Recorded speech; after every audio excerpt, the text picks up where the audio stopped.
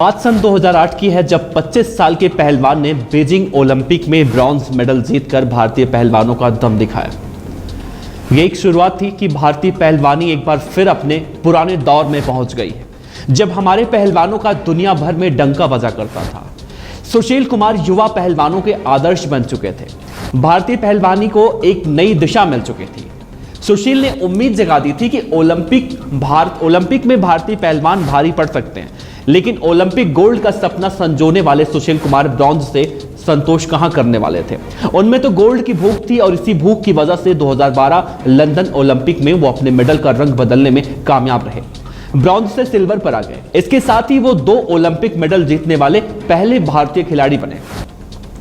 सुशील कुमार देखते ही देखते पहलवानी की दुनिया में एक बड़ा नाम बन गए, या यूं कहें कि मौजूदा समय की पहलवानी के भगवान बन गए थे। ठीक वैसे ही जैसे सचिन तेंदुलकर को क्रिकेट का भगवान कहा जाता है।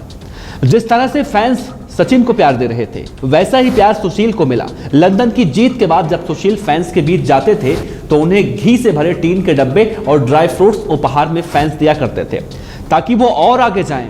सचिन और सुशील दोनों में भी वर्ल्ड चैंपियन बनने की भूख थी।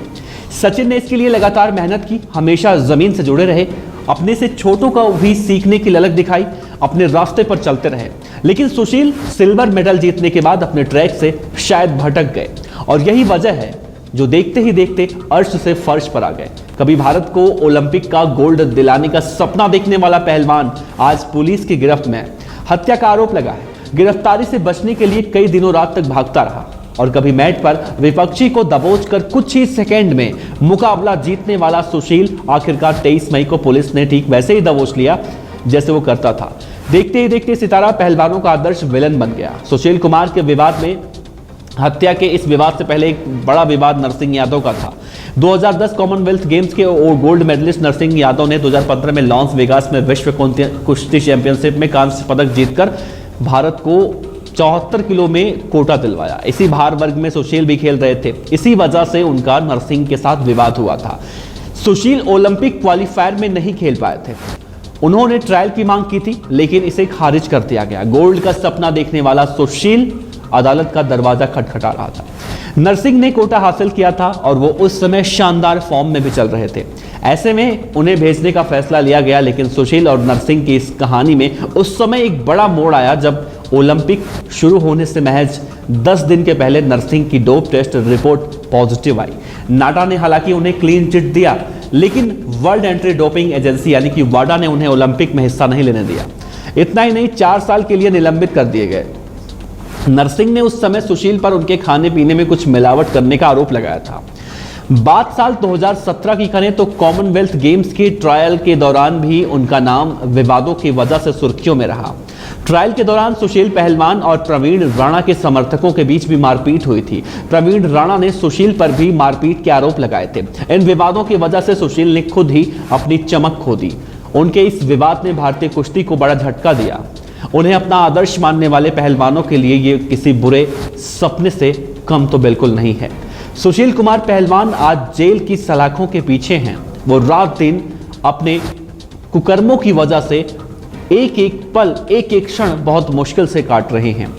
सुशील कुमार चाहते तो टोक्यो ओलंपिक में सुशील कुमार पहलवान के पास वो मौका था कि जो अपने मेडल का कलर बदल सकते थे।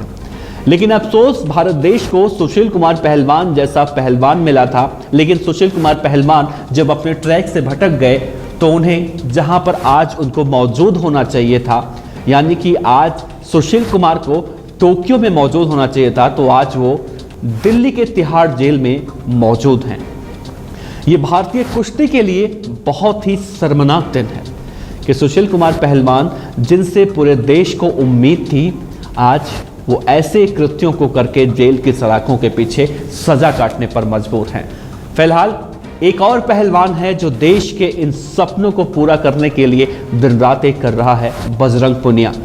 टोक्यो ओलंपिक में गए हैं और अब बजरंग पुनिया से ही पूरे देश को उम्मीद है कि सुशील कुमार नहीं रहे तो क्या हुआ, माफ कीजिएगा, सुशील कुमार जेल में है तो क्या हुआ, बजरंग पुनिया से लोगों को उम्मीद है।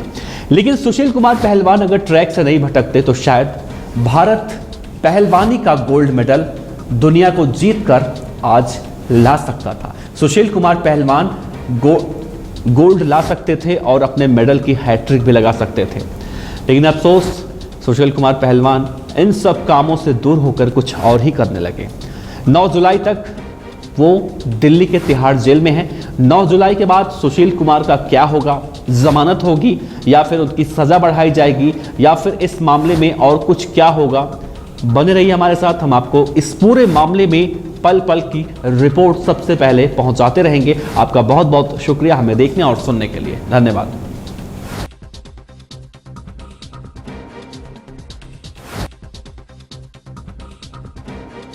पीडीएफ न्यूज की खबरें देखने के लिए आप हमारे चैनल को सब्सक्राइब कीजिए, साथ ही बेल आइकन दबाएं।